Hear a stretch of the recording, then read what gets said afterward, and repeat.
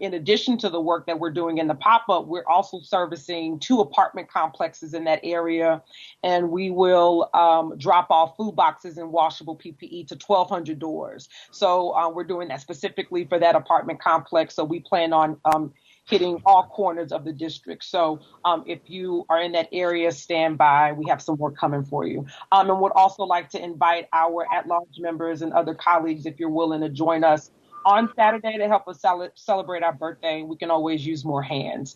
I also want to acknowledge a couple of residents in Tanglewild, particularly Julie Sadasor, who alerted us of a resident that was living in her home without AC or heat, with her 8-year-old son. And so this weekend, in collaboration with HISD trustee Holly Villaseca and Centerpoint, we were able to get not only her unit working, so her and her boy could have AC, but fix the electrical. We are also able to connect her to some wraparound services with the Houston Independent School District. So it's really important when residents are able to keep our ear to the street so we can directly impact their lives. So I want to publicly acknowledge you. Want to remind residents in District F, we do have a testing site at Alief ISD Leroy Crump Stadium from 8 a.m. to 4 p.m. You must register. The spots are filling up quickly. We want to make sure you have opportunity to receive testing at no cost to you. Please reach out to our office for additional information. And on our website, the flyers are translated in multiple languages for easy accessibility. The website is txcovidtest.org, and you can register and get your spot.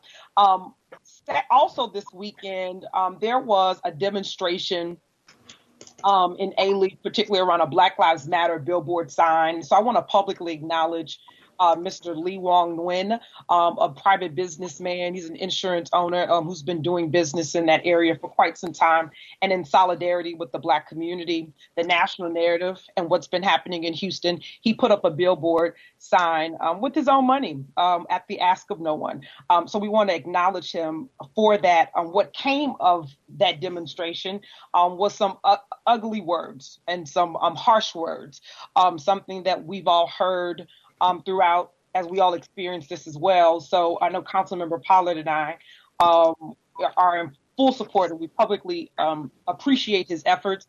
But after we turn the page and after the billboard comes down, we have to do real work with each other in the community to understand how we can all really live together and understand. So I look forward to that. So if you're a resident, a business owner in that area, and you want to help contribute to the conversation and understanding and breaking down these racial tensions, please reach out to my office. We're willing to get to work.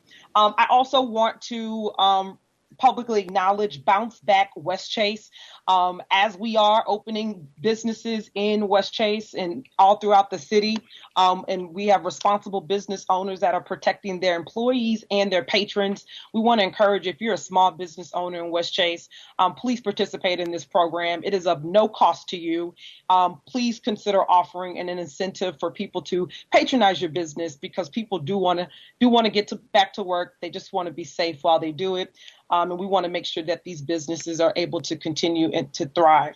Mayor, there's one thing I want to raise to your attention. I was notified in District F that there was a robbery in the area, because there was 2 young boys going around door to door telling people that they were going to test their water for COVID. And in the midst of that, an elderly woman let these men in her home. They took her money and some of her belongings, and then they fled. So I think, if it's possible for you to bump up during your presser, just some facts that we are not testing for COVID in your water. There's so many messages happening, so we don't want our most vulnerable to be taken advantage of. And I don't want people to leverage this for some type of crime, or in addition, a burglary of some sort, which we know is increasing in our city. In addition to that, And I would like to invite my colleagues, particularly those on the Housing Committee. The mayor has released a letter to the Justice of the Peace regarding evictions and delaying that. And if we can chase that letter, I think that would be very helpful. And I know the mayor's received some feedback around that, but we do have JPs that have not yet responded to his ask. So I think this is the time for us to collectively leverage our spots for that. And we'll be doing that, releasing a letter from our office in support of that as well. That concludes my comments. Thank you. Thank you. Thank you very much. And I will include that in our daily pressing about that.